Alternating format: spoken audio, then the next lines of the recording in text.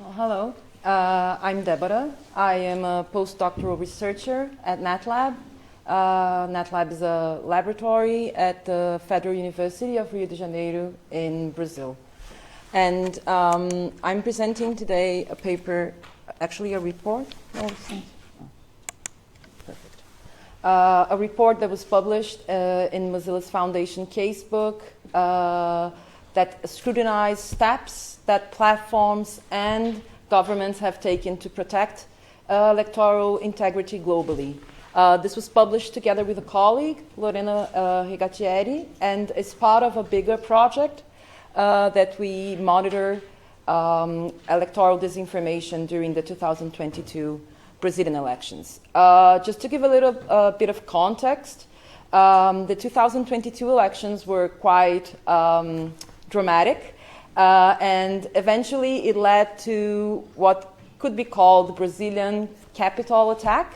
In January 2023, Bolsonaro supporters attacked Brazilian Capitol. They invaded the Congress building, the Supreme Court, and also the official building where the president works.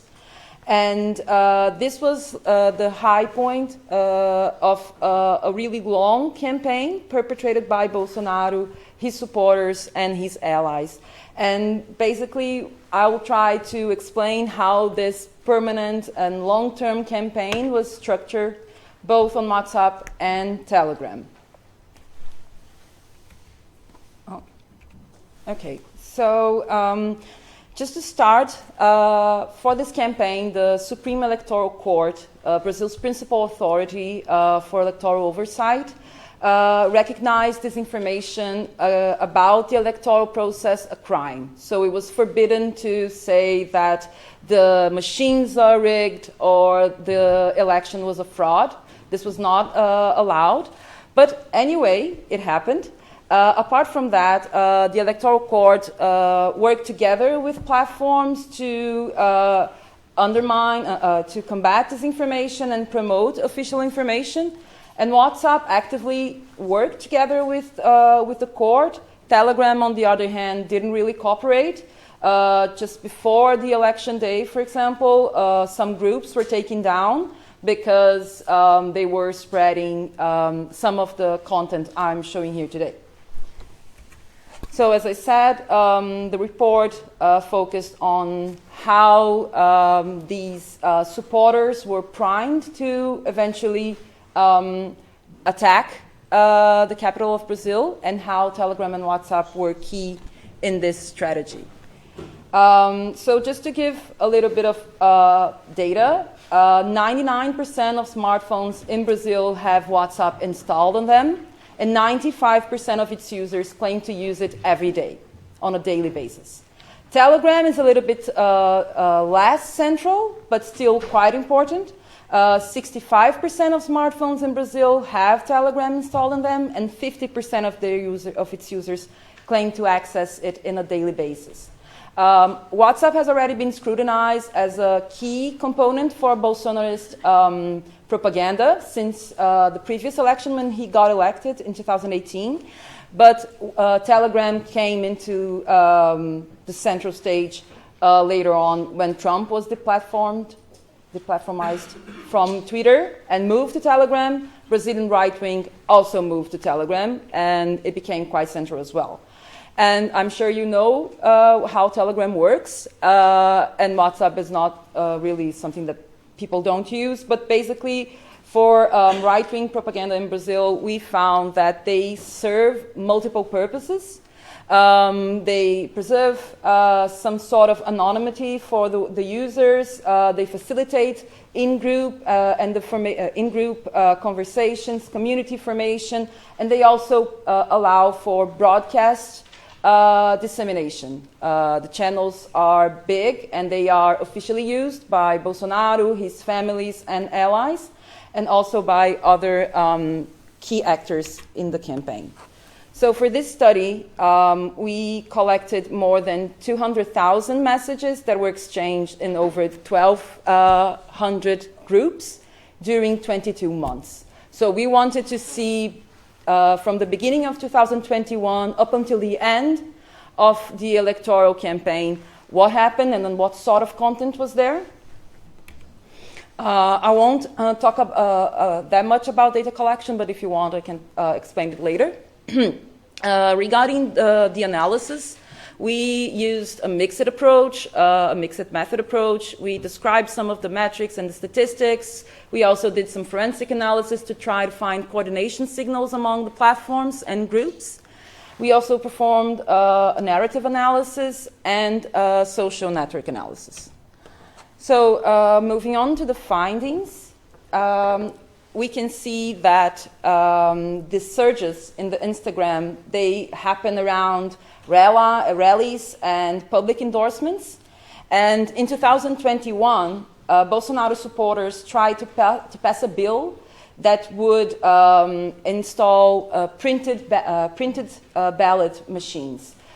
In Brazil, we use electronic machines, and they don't print anything because they are safe enough. But Bolsonaro supporters didn't really believe that, and they thought that the machines should print a receipt. The bill was not approved, even though Bolsonaro supporters, as you can see, really pushed this agenda, especially in these groups. And another thing that was really important are the Brazilian independence holidays. The celebration of Brazilian independence. In 2021, it was a huge thing, and 2022 as well. It wasn't really such an important event. It was just like a holiday. But during Bolsonaro's years, he really harnessed the celebration to produce political propaganda, hate speech against minorities, and showcase a lot of banners with anti-democratic messages. Oh, just one thing. In 2022, during the electoral campaign, this topic was also discussed, but we can see that just after the first round, there was a peak of people saying, oh, this was wrong. The results are not okay, because Lula was the first, but there was still a second round. After Lula won, they got the confirmation they needed that the elections were indeed rigged. So we saw that since 2021, there were a lot of videos, texts, audios, and images that took content out of context and also manipulated images to promote the idea that fraud was evident, that the counting of votes was also rigged. And these are some of the examples we put on the report. This woman is a far-right congresswoman. She was involved in a shooting a few days before the election, but she still got elected, and she's current in the parliament. And another thing that we saw that was quite interesting is that users were creating groups to audit, to perform a parallel audit of the voting. This is a receipt that you get when you vote. It doesn't contain your vote or anything, but it proves that you went there. And they were creating state-specific groups. And people were supposed to send the receipts, and they were going to count the votes to check if the voting results were real or not. We also saw a lot of videos of people filming the voting machine, filming the situations where they were placing their votes. And we also saw a lot of user-generated content that proved that this was a problem. We also tried to look at how these groups interact with each other, and Telegram allows us to check forwarded messages, where they come from, and we plotted this graph that shows us what we call the influencers, who are the groups and channels that first post a message, and the amplifiers, the groups or channels where the message is forwarded to. And what we found is that these groups are mainly Christian, patriotic, pro-gun, and obviously in support of Bolsonaro. And we also found a lot of groups and channels that are maintained by popular hyper-partisan websites that were key in Bolsonaro's campaign. So in the report we found that what we called a mass broadcast participatory manipulation cycle, because we found both top-down and bottom-up strategies to get the crowd crazy and eventually going to Brasilia. So both apps, they served as a repository for content, a lot of links, a lot of images, a lot of videos. We also noticed a permanent message sharing. Even though the campaign wasn't happening, this topic was still really hot. We also saw a lot of cross-platform orchestration. The main messages were shared on both platforms. And we also witnessed what we called broadcast mobilization, where users were they were feeling empowered to propagate message and to really disseminate content on a large scale. So what we found basically is that despite the efforts of the electoral court, we still had a lot of issues. Disinformation, the attempt to diminish disinformation faced challenges, especially because monitoring these groups are quite hard, and because there was no specific regulation besides the idea that this topic was illegal. We also saw that there's a need for regulation, especially during political campaigns. They don't really have any obligations regarding transparency, and this was a key obstacle for us to gather information. And just to wrap it up, we proposed some recommendations, especially facing the 2024 elections that we have in Brazil this year. So in 2022, WhatsApp postponed the launch of new features in Brazil because it was maybe dangerous how it was going to be used. But eventually the company launched the communities and the channels affordances, but it didn't really assess any systemic risk. So we don't really know how this is going to be used in the upcoming elections this year. Another problem that we found is that Telegram allows ads, and they are really hard to collect, and they are really hard to systematically analyze because they are quite hidden in the platform. And since there is no transparency obligations, we fear of how this is going to be used. It might have been used before, but we don't have the evidence. And another recommendation that we did was that chat apps should consider some sort of verification step or confirmation step before users share really disseminated messages. It already comes with a label on WhatsApp, like heavily shared or something. But we were proposing that this could maybe hinder some of the content spreading. And that's it. Thank you.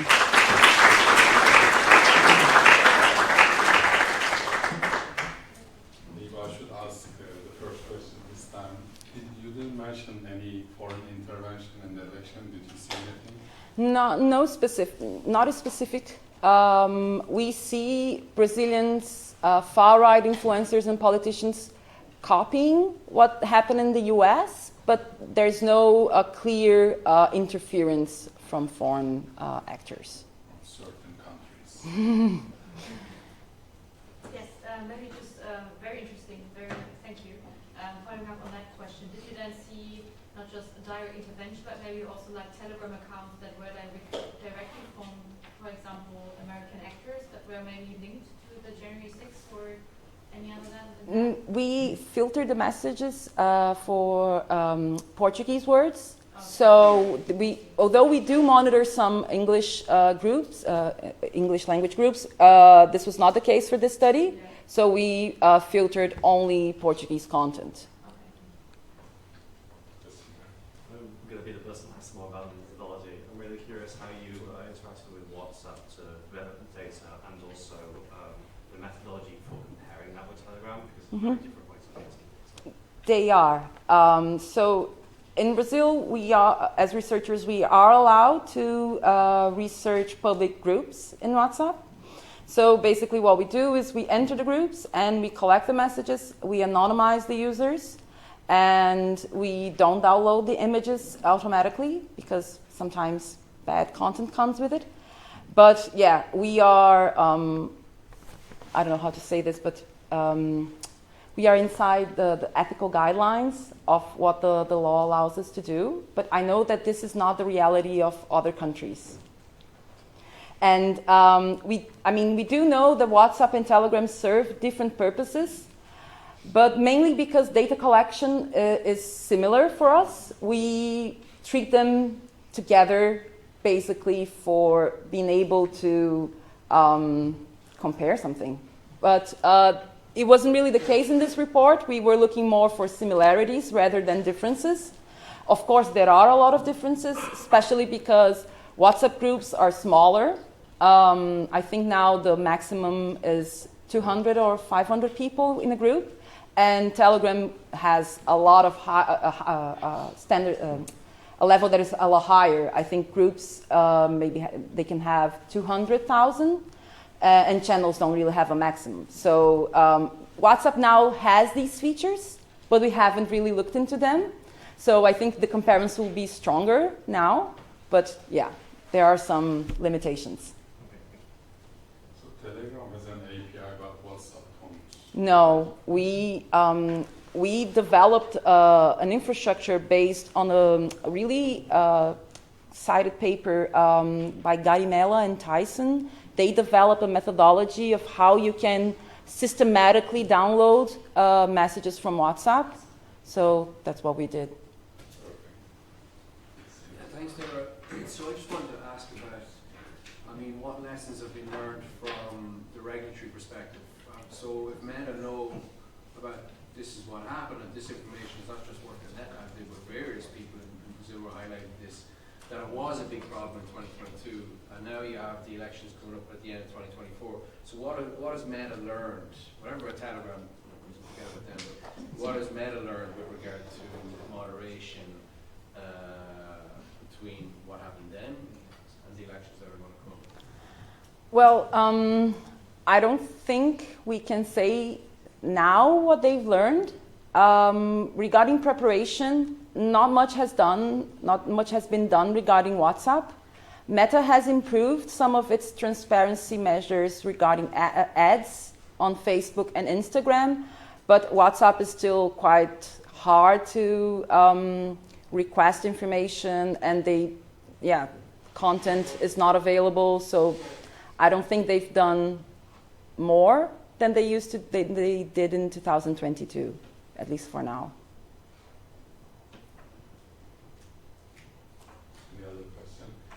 We have about 4 minutes before the coffee break. If you have any other question to all of our presenters, you can use this time. Otherwise, you can reach out. No? Okay. Thanks again for